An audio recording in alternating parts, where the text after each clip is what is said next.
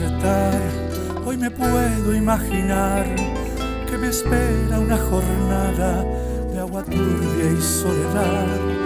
Y me pongo a pensar, a pedir en oración que se acabe esta tragedia que me parte el corazón. El agua nuevamente inundó la habitación, la lluvia que no para de caer. Serenduna ñande Yara, qué terrible situación, en vela nuevamente sin dormir. La radio anunció emergencia y precaución, que la zona está aislada, que se espera salga el sol.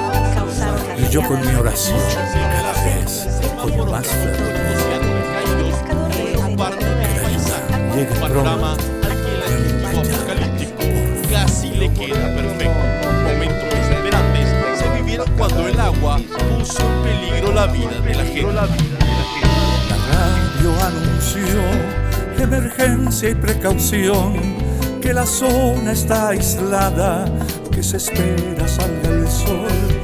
Y yo con mi canción, cada vez con más fervor, que la ayuda llegue pronto, ñande Yara, por favor.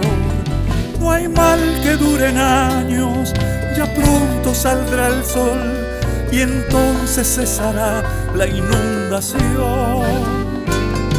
Y sobreviviremos como en otra ocasión, el pueblo, la familia y con Dios.